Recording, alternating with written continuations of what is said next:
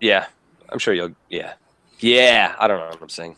I hope I have all the questions you need because since Metal Gear came out, I've been on NeoGAF and Reddit reading, but it's still a lot of digging.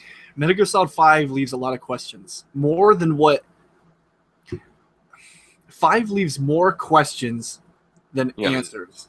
Yeah, we just start the show, and you can talk all about it. Yeah, let's do that. All right, here we go. Hello, everyone, and welcome to The Next Level, your home to be spoiled about Metal Gear. I'm your host, Eddie the Fishman Fisher, joined by Mr. Metal Gear resident himself, Snake Iroquois Shelsky. I can't say your real name. I'm cutting that out. I'm cutting that out. Okay, that's fine. All right. So I think this is interesting, this game in general, because you are for sure 100% this is your game of the year. Yep, without a doubt. Without a doubt. Do you think anything else will beat it this year? No, because I think this is the last game I was like, losing my mind over. Like, I'm excited for Rock Band and Battlefront and that new Bloodborne expansion, but... Not even Fallout will take this game down for you. That's a good question. I did put over 100 hours on Fallout 3, but I don't think so. I think Metal Gear is going to stay number one. All right. And see, the reason I think this is actually super interesting is because it is not in my top... I don't think it's going to be in my top 5. That's crazy. And I think that's... It's crazy because I'm sure everyone has heard me say it a billion times that Metal Gear Solid 5 is going to be a mind-blowing experience. It's going to be an event in gaming, and I don't feel like I got that. I think it's an event because that's all anyone's talking about online. And they're like, hey, Mad Max is out. They're like, but Metal Gear's here. I don't see anyone talking about Metal Gear Online, really. Like, I mean, because of news sites, that's what they're reporting on, because who's going to talk about Mad Max? The game is just kind of okay, from what I understand. But, like, I don't see, like, a lot of discussion about it, I guess. I mean, you're digging a lot more than I am. Yeah. To give you an idea, because NeoGAF has to make new threads every time one gets full. I can't remember how many replies there is before it fills up. They're already on, like, their 4th thread for Metal Gear 5, because people just keep talking and figuring stuff out. But is that crazier than other games that have come out before it? Yeah, actually, it is. Because usually you have a thread called the original thread, which comes out 2 days before the game, and everyone just talks like, oh, this game's really fun, I like the mechanics here and that, and there is usually only one. Like, you have one thread. But Metal Gear is on their 3rd or 4th already, because they just keep filling it, because people are losing their minds. And guess what? Most people hate the ending. Let me ask you this then. Do you think that they're still talking about it because no one still gets everything that's in that game because it does such a bad job of finalizing everything about it? Yes. Okay. Yes, I can say that. I feel like I have a decent grasp. But I kind of knew. I was like, I don't think Eddie's going to really like this ending. And see, it's not necessarily that I hate the ending. I think the problem with it is it doesn't answer any questions, and instead it creates a lot of questions that didn't need to exist in the first place. Yes. So just another tag on the video here. We're just going to throw it out there. So if you do not want to know about the ending or any special events or anything that's going on in Metal Gear Solid 5, this is the time to leave. Because I'm just going to flat out say, like, and this is where it starts, having another Snake that you played as the entire game that was not Big Boss seems like it was incredibly pointless. Seems like they were trying to do the Metal Gear Solid 2 plot twist without doing it. You know what I mean? Where, like, the trailers were like, you're Snake the whole time, and then boom, you're riding. But instead of doing it right at the beginning of the game, they waited till the very end, where there wasn't enough explanation. Can you find a reason as to why, like, knowing, like, all of your extensive knowledge of original Metal Gear lore and how they tie it into Solid series, what would even be the point? The only thing I can think of are 2 things.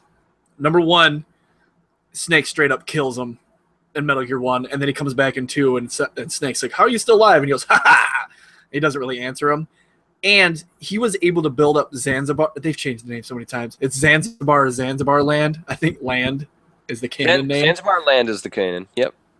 He built that up real fast out of Outer Heaven after he blew up Outer Heaven. So I think this was Kojima's way of going, well, and here's a 3rd reason I just thought of. Big Boss sent you to Outer Heaven, and then it turns out I was Big Boss inside here the whole time, when really it was, hey, Snake, can you go kill Venom for me? Thanks. And he's like helping you the whole way. Okay, so you're saying the way that they tie it in is that Big Boss creates Foxhound to basically go kill Venom Snake, who believes he is Big Boss. That is one of them, because the other theory is, because it's not explained, that, gosh, what was it? So the one theory, which is the one I think, that he sends Snake in there to kill Venom because... You really like hitting your table, don't you? I'm just thinking. Because why would he send Snake in there? Like, take out Venom, he knows too much. And he hates his quote unquote sons. Like there's that part at the end where he's like, "Those are no sons of mine." But yeah, okay. So there's that, and then other people are thinking, "Oh, they sent he's just sent Snake in there to die, like whatever." And then Venom died, and he was like, "Oh crap."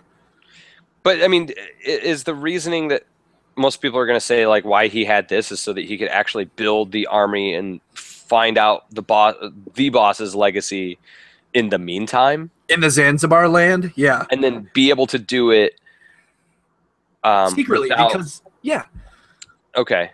Because I mean it's like, oh, he's running Foxhound and this leader guy, like, who is he? He wouldn't do that. And then but really Big Boss had Zanzibar land going the whole time, getting all these child soldiers, being a super dick. And Ocelot and Miller are in on it the entire time.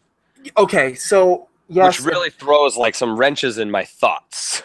Okay, like that stuff I think makes sense. I think it makes sense that he would have this like basically this posse to have someone be completely distracted saying that's Big Boss, he's doing these things and blah blah blah blah while he's secretly doing the stuff that he's wanted to do all along. Doing all the stuff with Zanzibar and creating a Metal Gear and being crazy and trying to fulfill the boss's legacy. Yeah. But if I can't remember correctly because Ocelot was like, I just took that therapy to make me forget, and I'll remember eventually that this isn't the real Big Boss. But I think Miller, does he find out right away or at the end? Because there's that tape where he goes, you better just get ready to exist with me because I don't care. This isn't Big Boss. And he hates Big Boss because it's like, you're not even going to come and save me, dude. You're going to send a fake guy to come and save me and build all this army up while you're doing your own thing. F you. Yeah. And that's why Miller is helping Snake in Metal Gear 2 because he's like, go kill this guy. Go kill the Big Boss. He's a jerk. Is Miller like your commander guy in 2, or? I think it was Campbell for the most part, but Miller was there helping. Okay. And, okay, so someone brought this up too. So Gray Fox was loyal to Big Boss to the end. Was he? Yes. Gray Fox has been super loyal to Big Boss. So wait, hold on. But in what context? Like, as far as I know, they've never been like even in contact with each other, right? So that's the weird thing. So if you take parts of Portable Ops' canon, sorry, I burped. Gray Fox and Big Boss are bros. He saved Gray Fox, made him a cool guy. But like he would have been like a kid at that point, right? Yeah, but I think even in Metal Gear 1 he talks about Big Boss and how he saved him. Oh, maybe you're right. Yeah, and in Metal Gear 1 he infiltrated Outer Heaven, which I'm assuming, it's a lot of assuming here, that Big Boss sent him first to go, yo, take care of Venom. Oh, you failed. And then it turns out that Gray Fox is working for Big Boss. Like there's that twist of like, I've been working for Big Boss this whole time. But it's like, but that's not the real Big Boss you're working for. You're working for the other one in Zanzibar Land. And then in Metal Gear 2, he's working for that Big Boss in Zanzibar Land, and you fist fight him in a minefield after you blow up his Metal Gear. Oh my gosh. Did Kojima actually craft a perfect ending? Minus, not answering 1,000 other questions that the video game presented. But like in terms of setting that up for the other games, that makes oddly a lot of sense. It does, but it's really confusing because there's a lot of stuff to it. Like this is stuff I've been thinking about and people have been talking online. Like it's weird. Okay, so the very end of the game, when he smirks at the mirror, I don't think that's a happy smirk. Like to me, that's like a kind of resentful. Like you got me, and that's probably one reason why Big Boss sent Snake after him because he's like, this guy knows too much. He's gonna get Outer Heaven up and destroy Zanzibar Land. I need to take care of him. Because when you first see him in the background, I didn't know this until online. We're like, yo, look at this. It says Diamond Dogs in the back. But when he punches the mirror, it's obviously a time jump because then Outer Heaven is the background, and you hear people shooting outside the door. You actually hear the shooting before he punches. I Do kind of you? rewatched it. Yeah, because like you hear the shooting and stuff, and he punches it, Okay. and I don't think any of the shooting is happening then, but he walks into just a smoky place. Because I Okay. thought that was actual Big Boss when he punched it, like No. walking into the abyss. And the shooting? Oh wait, no, because he still had shrapnel, and Big Boss Yeah. doesn't have that. And you know what's great? You know who they're shooting at outside that door? Oh, they're probably shooting at Akiba because he won't stop pooping his pants. Yeah, that's it. That's the big twist. No, it's totally Young Snake they're shooting at. Yeah. And that's cool. But maybe the switch at the end was like he was all for Diamond Dogs, but boom, now it's Outer Heaven. Like Kojima's weird symbolism thing. It Like- could be that too. He created Diamond Dogs, and was crafting his own army to maybe take back or go against Big Boss. or Yeah. something. And did you notice too on the Outer Heaven logo, there's a hole in the skull where Venom Snake's stuff is, his horn. I mean, Outer Heaven's always had that. Do you think that was like an intentional thing that they did that? I think now maybe Kojima's like, oh, that's a cool looking thing. What if I did this? Kind of like a retcon in a sense. Oh, this whole series is a retcon. This whole game is a huge retcon to Metal Gear 1 and 2. But that's But is it though? no, not really. But Because that's the thing. Like, it could totally not have been this entire game. Like, you could be like, well, yeah, of course it was that this whole time. yeah. And what's crazy is the end of the game, it bothers me and excites me so much that like Snake is outside that door and they are shooting at him. And there is a young rookie Snake in there, and this stupid tape says Operation Intrude, yeah, N313, and he puts it in his MSX machine that he has for some reason, and it turns on. And that's the thing. They actually only show the end. So there's so much of this game that's buried between behind like a ton of lore that is not present in Metal Gear Solid 5. So like as a guy just playing Metal Gear Solid 5, say it's like one of the few Metal Gear games you played or something like that, you have none of this knowledge whatsoever. I think it's like extremely fascinating to think of how this actually sounds like it really does tie into the original games. It does. But like if I was just a dude playing this game and didn't know a lot of this stuff, I'd be like, okay, I guess. Why? okay, Like that's the initial thought. so get this too. So some guy, I didn't realize this, but Metal Gear 1 frequencies change a lot. When you're talking to commanding officers, frequencies randomly are different all the time. And some guy is theory, hold on, let me see this here. Real Big Boss's frequency is 120.85, and Venom Snake's frequency is 120.13. Because at one point in the game, you know, when the big twist comes out, the Big Boss is actually the evil guy. That's the frequency you start hearing from, of like, you're going to fail this mission, you're a jerk.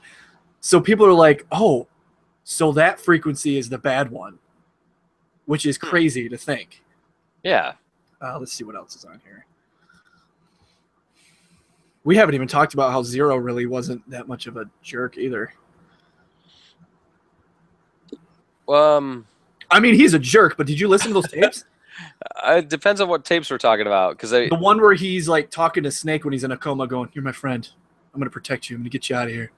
I think the problem was that they weren't like necessarily enemies. Those two, they just had completely different thoughts of what the boss's legacy should have been. Right? Like In a way, yeah. But like, you know, he was still kind of a jerk. He experimented on him when he didn't want him to, and made like these, what do they call them? The demon child. And the terrible children. the terrible, yes, and the demon children, I think I've heard in one game, I don't know. And so the whole time when Miller's like, cipher this, cipher that, I'm like, Miller, you know it's not Zero. You just talked to him. And he told you, hey, we're going to totally do this thing. We're going to make that medic guy Snake. And Miller's like, wow, okay. Like, why would you still blame Cypher for that? Because you obviously know it's not Zero doing it.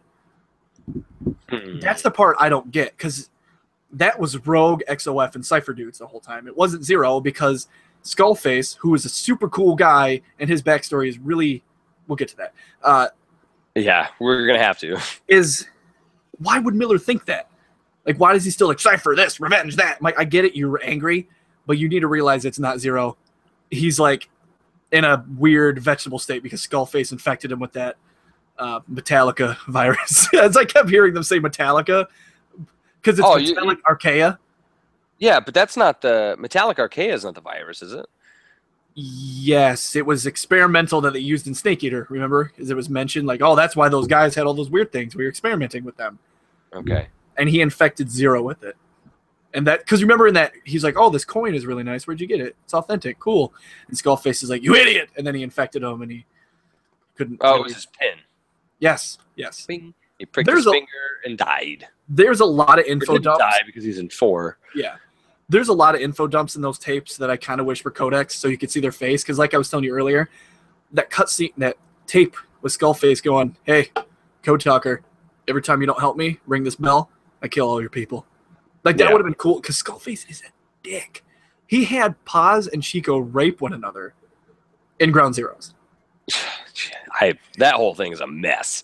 Skullface is a dick. And did you see that cutscene at the end of the quarantine mission, which is in top 5 Metal Gear moments? It was so good. Yeah, you're probably right. Where Big Boss is walking down the hallway, and it shows him being Skullface for a split second, and then he goes back to Snake. You asked me about that, and I don't remember it flashing to Skullface. It was because it showed like, I'm a Skull Man. Because what happened to Venom? They have done it where he like flashed, where he's like the guy is around after his death, so it like makes you think that maybe he's thinking in those ways or something. To me, it was what happened to Venom Snake is what happened to Skullface. His past, his history, everything is gone because someone took it from him without his will. Because Big Boss is an ass. Like, we didn't see Big Boss becomes a crazy villain, but we sure did see him being a dick. I'm just like, you know what? But you kind of didn't see that because you saw it for like a minute. Yeah, because it's like, you know what? You're a Big Boss now. I'm gonna go do my thing in Zanzibar Land. See ya. Well, let's talk about Skullface for a second while we're all on that guy, right? I loved his cowboy hat. In general, I think that character is cool. But when they started doing the ties to Metal Gear Solid 3 and trying to give him a backstory that basically didn't exist in the entire game, yeah, I don't get the point of any of his stuff. Like, why is he there? I don't know. Why was he in Metal Gear Solid 3? I don't know. Like, what was he? Like, what is Skullface? You know? I think from what I'm assuming is like Skullface was the one that had like, okay, there's a bunch of like blown up tanks and a Shagohod and all this crap laying around. We got to clear it out and get it out of here, because Big Boss didn't clean that crap up. Someone had to, right? So I mean, maybe Skullface and his people just went there, cleaned all that crap up, boom, left. But didn't he actually say that he was part of another like operations team that went in before Snake or something weird like that? Zero was talking about how he was part of a team. I thought. Was it before? I don't remember. That's the thing. There's so many tapes I had to listen to. I feel like it was after, but I could be wrong because I thought he was the cleanup crew. He wasn't the going first. It was the cleanup. Okay. But maybe I'm wrong because I think at one point he says like we had to make sure Big Boss succeeded. Yeah, see, that's such the bummer thing about 5 is I feel like this should have been like the magnum opus, as you'll read in some game articles or whatever. But like, I still feel like 4 is the one that like you said before. You said that Metal Gear Solid 5. It's kind of a bummer that it didn't end with a bang. It ended with whimper.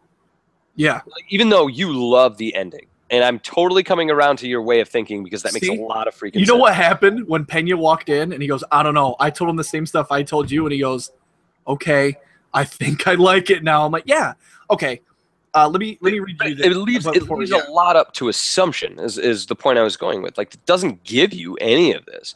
And like some of that's really exciting, right? Like Cloverfield is a really neat movie because it's a conversation. And Metal Gear Solid 5 is a conversation, but there's not enough information to have the conversation necessarily. Yeah. Okay, so here's what someone else thinks about the Metal Gear Intrude mission.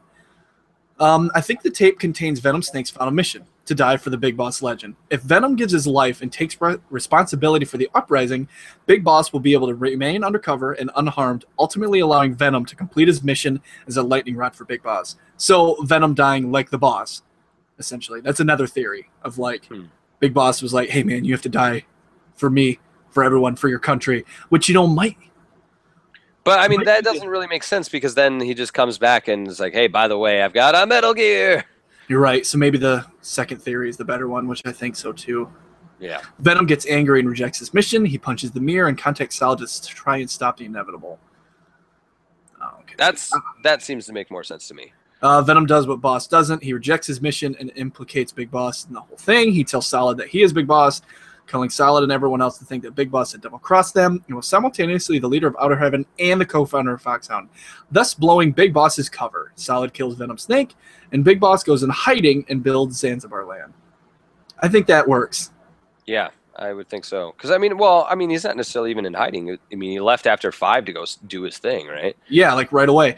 And, I was going to tell you this earlier. Did you see all the theories that Ocelot is gay? Ocelot is gay? Yeah, he wants Big Boss's balls. So, why? Where does this even come from? So I guess there was a conversation between Snake and Eva. He's like, oh, have you noticed Ocelot yet? And he goes, huh? And she goes, oh, you're so dense. And then Quiet, I think he says to Quiet, like, oh, did you fall in love with the legend? I did too. It's like, whoa, what are you doing there? But that could also be taken like a bro ship. Oh, not even that. Like, just like I'm excited about where this venture is taking us. Like, I believe in this mission. I believe in this cause. It could just easily be that, too. That's the way I took it, anyway. I guess to be either way. I mean, it was hinted that Big Boss was gay. Remember that theory? I just don't get where people get all this stuff. If he's gay, that's just funny to me. It's like, this guy's so cool. Gay. Yeah. He's a good guy. But, like, he also, like, tussled around with Eva a lot in Metal Gear Solid 3. So I don't get why people, oh, he's totally gay. He's just trying to hide it from this one girl that he's tussling with, you know? I don't know. To me, it'd be like Kojima's way of saying, like, hey, gay guys can be cool. Because, games are so weird about that stuff. But I don't know. I don't know if that's what Kojima was going for. I think Kojima just wants to tell you about geopolitical conversations and nukes and bad stuff. Memes. I tell you what, though. And memes. I don't get it. Big Boss's meme is amazing. I know. Like, Quiet is still the best character, though. Her story, like, overall is awesome. I was not going to agree with you until her ending. And I was like... awesome. Like, the whole time, like, Snake's dying, and she's like, I have to kill myself to save him, basically. Gosh, and that scene was so emotional, because you could see her not wanting to talk. Yeah. And then all of a sudden, she's just like, come back this way. They portrayed it incredibly well, and then you just... One guy's like, oh, I didn't know you could be so talkative, Quiet.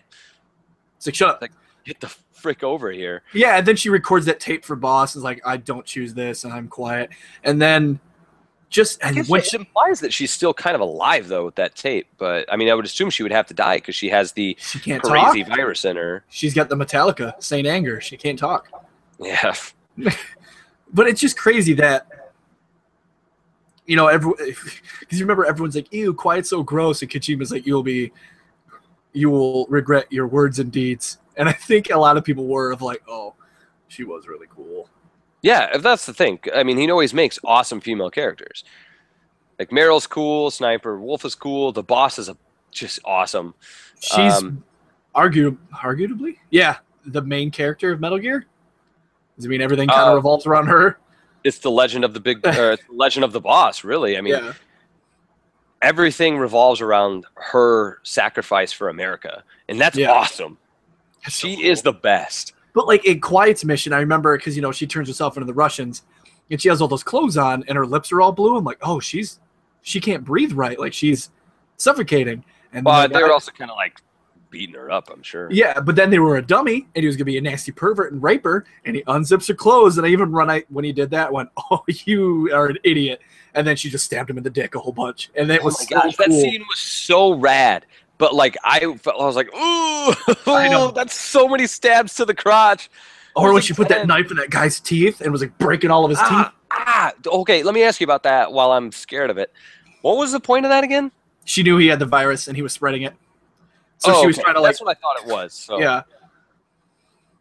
I'm trying to think. Why didn't she just like write stuff on a piece of paper? I don't know. Someone made a joke of like if she writes it on paper, it'll float up and it'll just start infecting other people. What, the piece of paper would infect people? Yeah, it would like have a spirit of the Metallica and get it in everyone's throat. I just meant like, why doesn't she just write like, hey, this guy has this, that's why I'm mad at him? I don't know, she's a weirdo. Yeah, I guess. Well, so did you there's one cutscene they don't explain though, besides the whole Eli thing, which we'll get to. Do you remember when you randomly walked up to Code Talker and he was like, Miller, talking in broad daylight, those eyes. And then you kind of just walk up and goes, oh, hey, Snake. You might want to watch Miller later, dude. And then he just rolls away. Yeah, what's up with that? Nothing happened. I don't know. Who knows? here's my biggest complaint. This is going to lead into the Eli conversation and everything else. But Where's like, my father? the entire game, you can definitely tell that they said, Kojima, just get it over with. Just shut up Yeah. and just finish The the second game. chapter 3 is gone, but chapter 2 was very rushed. But like chapter 2 is a little more exciting because things were happening. But Oh, like the quarantine. let me ask you this. I mean, I think there's a lot of legit complaints to say that there's just so much and too much of this game was cut to the point where like it kind of makes some of the game boring. It doesn't explain half the stuff, and almost a lot of stuff was pointless. Going your base, like I never saw I saw them in the quarantine zone, but like all the stuff that they showed before were like that sheep would be there, these people walking around, like there's nothing to do on Mother Base that's worth your time. Besides Like, the pause thing. not a thing except for that's worth doing. But it just feels like it was, like you said, wasted potential, and it's probably because they rushed him. But I feel like I was always mad when I had to return to base to do stuff. Like, oh, I better make sure to take a shower because otherwise, like, it'll mess up my gameplay. I never showered in that game. Okay, well, so maybe it wouldn't.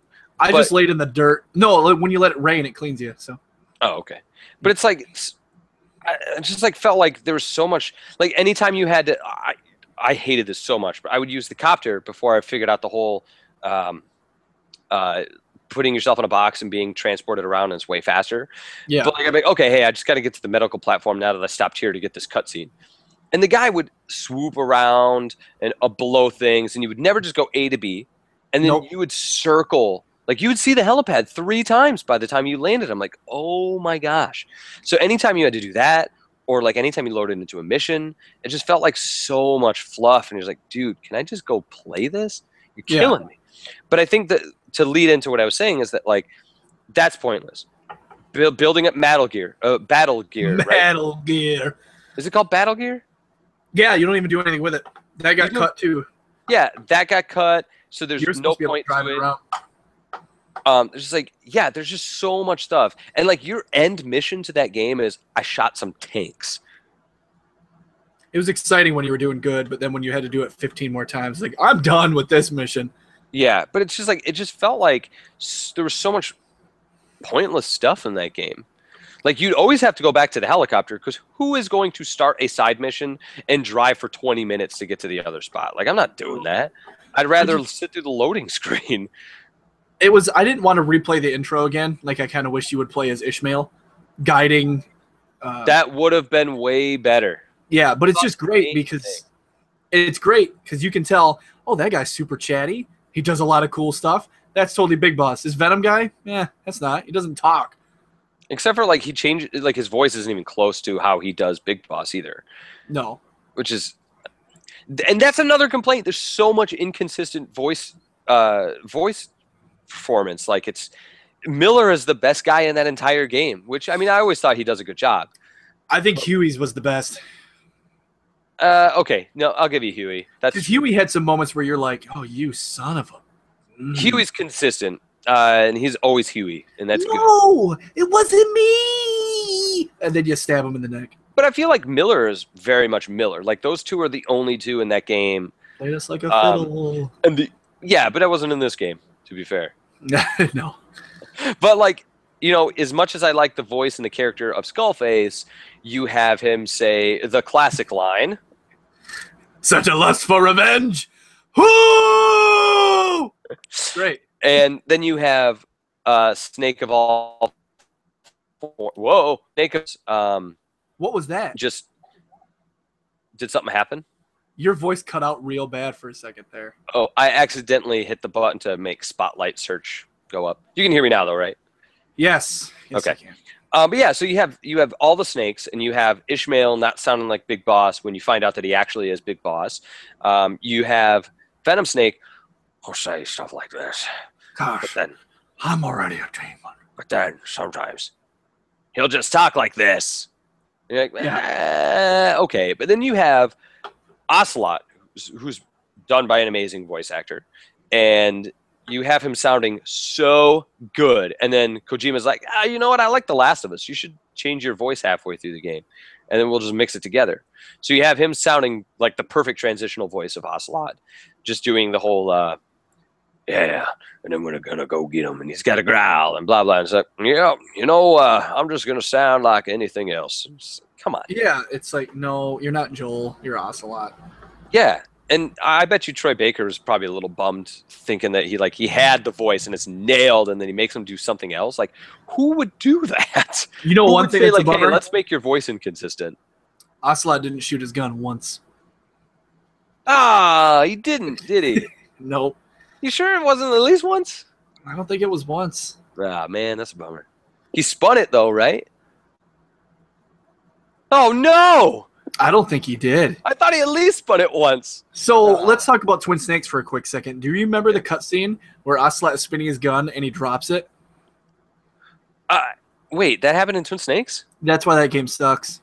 Hold on, when did that happen in Twin Snakes? When you're on the torture bed, he goes, "Aha, fancy her, don't you?" He drops it, then picks it up and puts it in the holster. Oh, I don't remember that. I know That's he because- dropped it in 3, right? Yeah, because he was a little punk kid. Yeah, he was new to it. But yeah, so continuing off of just like I feel like, and I don't know, maybe if you, I think even though you would probably agree with a lot of these things, it easily still makes a lot of sense why you enjoy it as much as you do. But like, going back to it mechanically, systematically, like things are so well gelled together playing Metal Gear Solid 5. Best lighting in a game. Best lighting? Yeah. Uh, Because when they shoot those flares up when they're trying to find you with the mortars, it looks so good. It's pretty good. It's Yeah. pretty good. Best lighting in a game, though, that's tough. I mean, because Battlefield's got some really good lighting. Battlefield 4. The Witcher's got some really good lighting. That's tough. It's a tough one. I'd have to look. Okay. But I think, we would agree that maybe the mission structure needs to be less held back by going through 50 menus and waiting for stuff. Or like you wish there was more to do in this open world because there's kind of nothing. Yeah. But, oh man, sidebar really quick though. I do think the missions are really well done. I'm going to give it Yeah. that for sure. I think there's Yeah, you like, can tackle them so many different ways.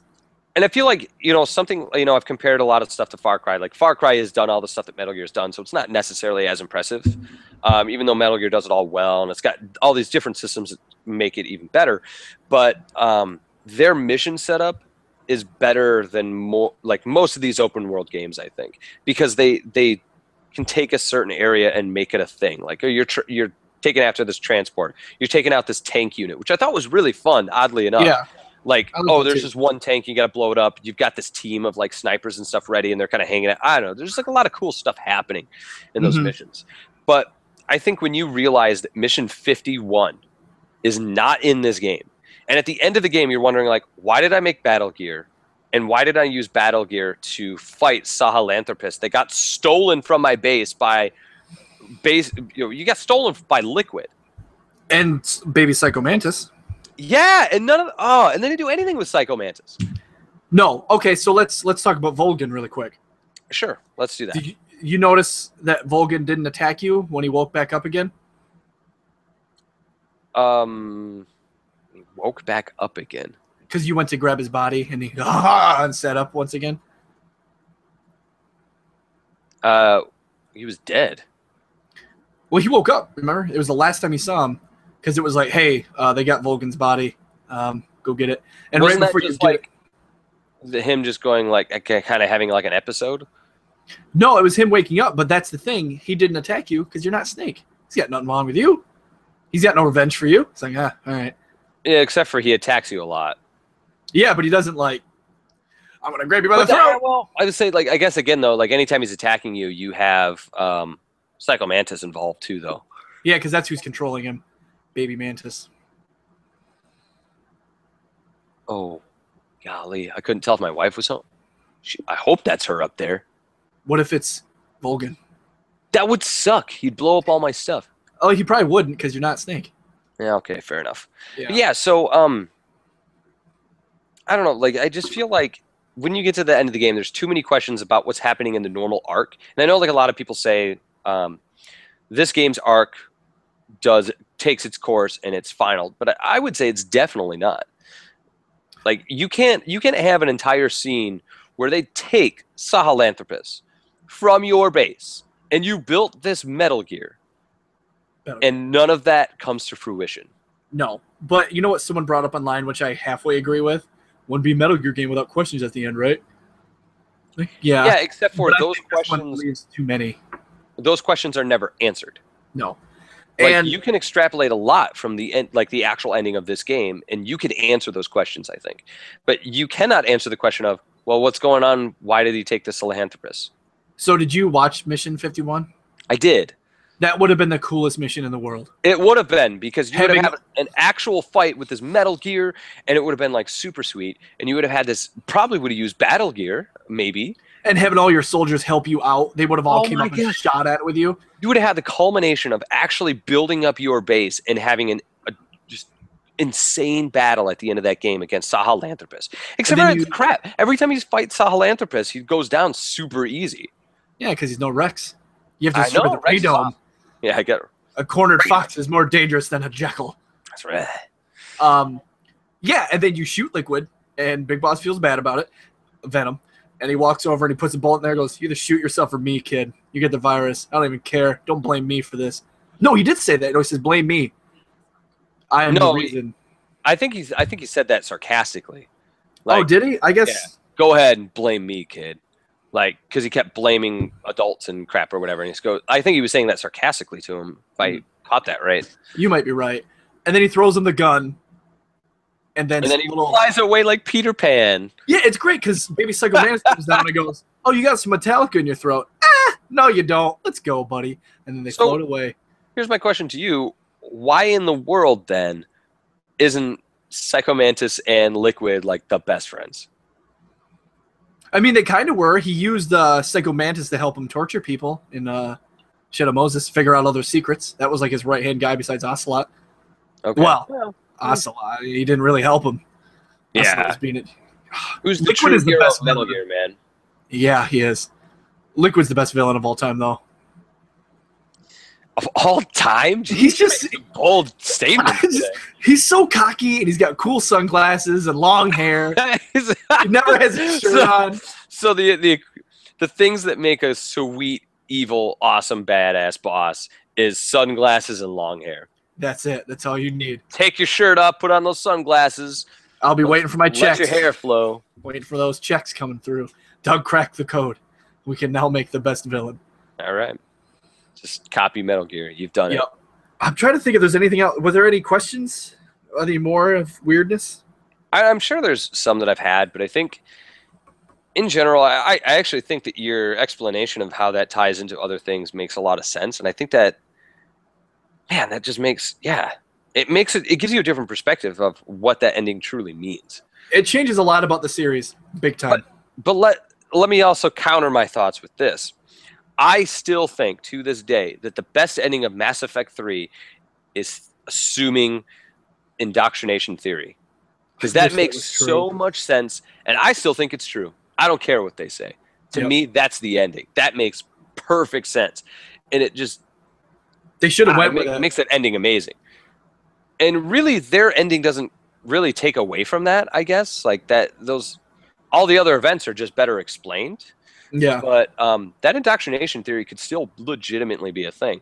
But if they come out and they say something like, "Yeah, that's not it. That whatever you're talking about, that whole tying this together with Mother Base, like you're an idiot." And Outer Heaven, like, no, don't. That's not real. I would be really bummed because then I'd be like, okay, well then I don't like your ending. Guess what? That'll never happen.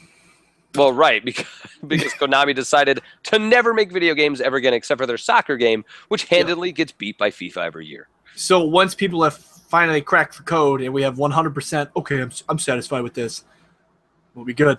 We'll go, all right, that's how Metal Gear ended. And here's what I told you the other day, and I still think this. I still think this, and it's sad. Metal Gear went out with a whimper, not a bang. Yeah, and it's a bummer. It's a series that's been going on for, 30 years? 25 years? Not 30. 28? The original Metal Gear was after I was born. Okay. It's just crazy that a series this long, Very close. a game with this much story has been going on this long, and Konami's like, pachinko. The craziest thing to me is how he figured out how to tie all of his games together. Every single Metal Gear that he counts as canon is tied together. Sure, he had to do some retcons here and there, but I mean, But that happens a lot more than what you crazy. think, because that happens in movies and TV shows a lot, and Oh, yeah. sometimes writers forget. They're the ones working on it; they're not the ones watching it all the time, like we all are. So we'll And it's notice, also, like, wait a minute. It's also something you can't necessarily plan for. I mean, thinking about how those events in your original just military game, how they're going to turn into this crazy sci-fi anime game.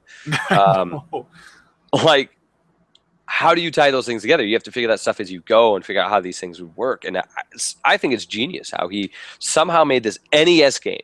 And now on the PS4, we have this game that ties those events all the way back full circle to this NES game. It's so weird. Well, I should say MSX game, to be fair. Yeah, it's so weird. And you know what? Metal Gear Solid 1 is so good.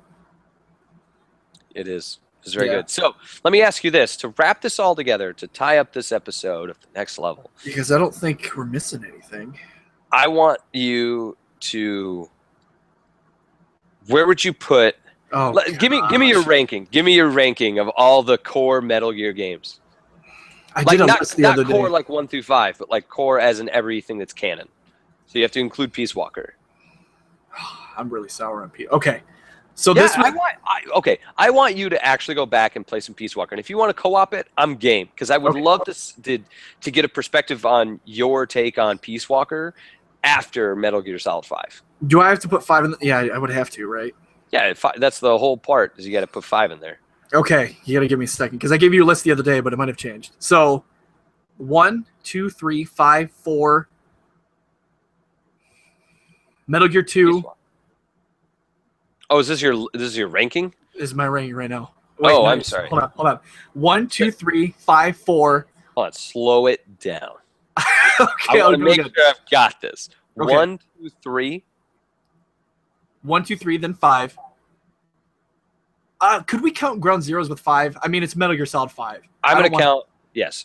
Ground Zeroes and Phantom Pain are 5. Okay, so Metal Gear Solid 1, 2, 3, 5, and 4. And then I would say Metal Gear 2, Peace Walker, Metal Gear 1. That's highest to lowest. Yes. Okay. I think I would have to go the tough one. Metal Gear Solid 1, 3, 2, 4, 5. Peace Walker 1, 2. I don't know though, because I didn't finish 2. 2 is so good. Like, 2 is really good. It's a good game. That's tough. That's tough to rank those because they're so different. They're so What about weird. the non-canon ones? We got Ghost Babel. We got Acid. Ghost we got Metal Battle's Gear the Mobile. best non-canon, I think. What about Snake's Revenge? I don't know. I can't remember it that well. It was bad. Ghost Babel's To the be best fair. non-canon. Ghost Battle's really good because it's basically just Metal Gear Solid on the Game Boy Color. Yeah. And it had a cool Metal Gear fight at the end. It was hard, but Yeah, a lot of people were bummed out because they thought they were going to see like Naomi and Gray Fox in this game, and that does suck. But Big Boss obviously went and saw them when he was on his cool motorcycle. yeah. It just sucks we didn't see him. I don't know if there's any other huge questions that were not. Here's a question for you. Okay. Do you ever look back at some of those trailers and think, well, that wasn't in the game at all. That wasn't in the game at all. Yeah, Hey, when they showed the ending of the game.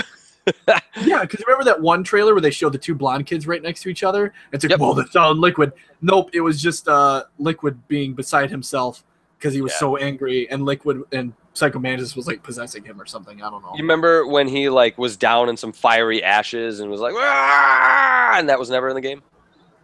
Yeah, and the child soldiers being trained. Yeah, there's a lot of stuff missing in that game in general. Like all the time we've seen this game, there's a lot missing.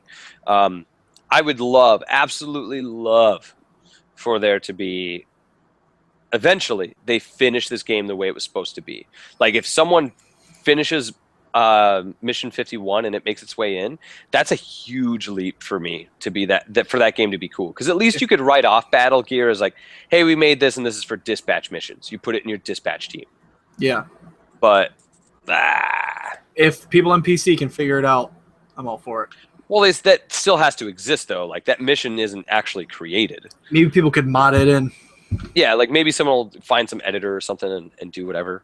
But no, I don't think. I mean, I don't think there's really anything else to. It's really just weird that this game kind of changed how we looked at Zero too, because he was a jerk, but now it's like, oh, but you still cared for Boss. I mean, Big Boss. That's nice of you. Yeah, they're like buddies. They're buddies that hate each other. Big Boss is a dick. He threw all of that on his medic. Yeah, who's the best soldier they had, man?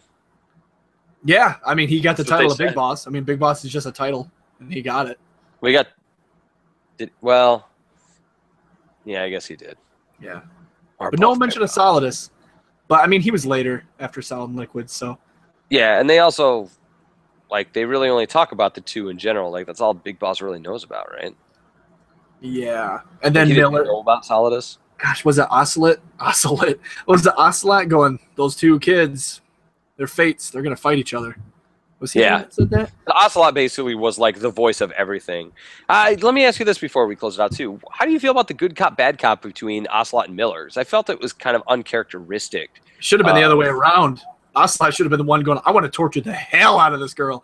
And Miller should have been like, no, don't, stop. But I think it shows that like Ocelot knows what's up, and he's the guy. He is the guy of reason, and he knows what he should be doing. So like he was torturing people, but he is like, we're not getting anywhere with this.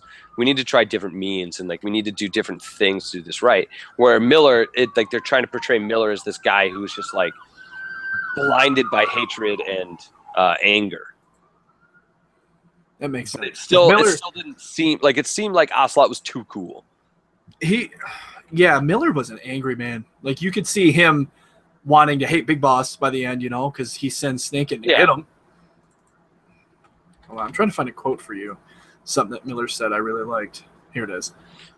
Oh, yeah. Get This the quote, F out of there, because that's no, but that was great. Because there's a lot of cool quotes in this. He says, we hold our rifles in missing hands. We stand tall in missing legs. We stride forward on the bones of our fallen. Then and only then are we alive. This pain is ours and no one else's. A secret weapon we weld out of sight. We will become stronger than ever for our peace. Still, it doesn't feel like this is over. It's like, man, Miller, he had some cool stuff to say. That dude, man, that Travis touchdown. Cypher sent us to hell, but we're going in even deeper. Take back everything we lost. Gosh, I'm already a demon. There was one thing I was going to say. Trying to think. I don't know if I can. Yeah, we can talk about how that Metal Gear is way more advanced than any other Metal Gear in Metal Gear. Yeah, the problem is this is the one game where they didn't get that right. Like they did it so well in 3. We're like, the Shagohod. It has to do this thing to do the things, And Well, I'm Peace Walker trying to work on this bipedal, but yeah, Peace Walker Zeke was okay. Why did they have to have liquid, like full of water pods that you sat in? Kiwi's an idiot, and he also drowns in water because his son is having sex with his wife. Yeah, what a series of unfortunate events. Otacon is a ladies' man, but they all he die. gets all the gals, man. They all die. Yeah, well.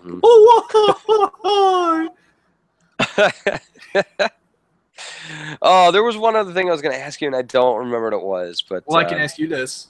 After this quick Metal Gear talk, I can release this phantom pain of mine. How do you feel about the ending now? I feel a lot better about it. I didn't hate it when I saw it. I just couldn't really figure out what was the point of it. Yeah. I know some people that are going to hate it. I'm pretty sure you do too. Yeah, I think so. But I don't know. Like when I think about my top 5 games, I know it's going to be Splatoon, Witcher. What did I say earlier? Because that's just 2. There was a third one I had. Oh, Bloodborne. Those are in the 3, and I'm pretty sure Star Wars Battlefront's going to be in there for me. Will Metal Gear make the 5? That's what I'm wondering. Because like Tomb Raider could, for me. It just kind of speaks to the genre. I just really like that genre. But like, I don't know. Maybe this will change my outlook on where that game is at. But we'll see. I still think it has a lot of fundamental problems. I still don't think the game is finished. So it's really hard for me to put that on my top 5. Yeah, and that's fair. That makes sense to me. And I I can look past its flaws. It's most people hate that ending, but I think in time, once this info starts getting out there, I think more people will be like, oh, okay, But at the same time, I don't think that's good. I think okay. So like I know you can look past the flaws of like the game, but like I think it's completely inexcusable to not even address half of your game at the end of your game. I want part of me wants to blame Konami, but I wonder if Kojima was just taking too long. But I mean, Konami should have just delayed it by like 2 months. Like whatever, Konami, you'll be fine. I mean, it was just costing too much money. I think that's what it came down to. They got pachinko machines. Is that how you pronounce it? I think so. They have Silent Hill 2 ones. You know what sucks? I think that's the problem. I was like, Kojima was trying to make like the best game that he ever could and make this his actual swan song. And there was like, you know, man, this costs too much. Just put it out. Yeah. Gosh, we're never getting another Metal Gear. Never a Silent Hill. Never a Castlevania. Oh, yeah. I'm okay with never getting another Metal Gear, and if Kojima's not on board. I only want a remake of 1 and 2. Yeah, I would love that. That'd be awesome. But that's it. That's all I want. All right. Well, unless you have anything else you want to throw in there, I'm gonna wrap this baby up. I think that's it. Oh, no, that's fine. All right. Well, hey, thanks for tuning in, everyone. We had to get that off. Doug needed to get that off his chest. I think he was gonna like kill himself. Like, I couldn't talk about it for weeks. Yeah, he was waiting for at least me to finish this game. Like you even told someone who knew like nothing about Metal Gear. You just blabbed it to him because you had to get it out of your system. Yeah, and his knowledge again was there's a guy that shoots bees and there's a fat guy in roller skates, and I'm like, I'm going to tell you the ending. That's awesome. But yeah, no, thanks for tuning in. If you thought this ending was useful, you're in my camp. I think that's really cool. So thank you, Doug, for having all sorts of crazy, insane knowledge of ridiculous things in Metal Gear. Yeah. Hey, good. Sorry, I just started getting distracted by another. Whatever, Eddie, you stupid idiot. Yeah. Yep. No problem. I'm here as your time capsule of Metal Gear. All right. Well, hey, next week we'll return to our regularly. That's the hardest word for me to say. I'm going to just put it out there. I think so. Yes, I have a really hard time. I can say Sahelanthropus all day. I cannot say regularly without struggling. It's Metal Gear regularly. But no, we'll return to the normal program next week. We'll talk about some news. We'll get into what we've been up to outside of Metal Gear, hopefully. Hopefully we've moved on and played some other stuff by then. And yeah, we'll get into some new topics, and we'll join you there. And we'll see you guys on the next level.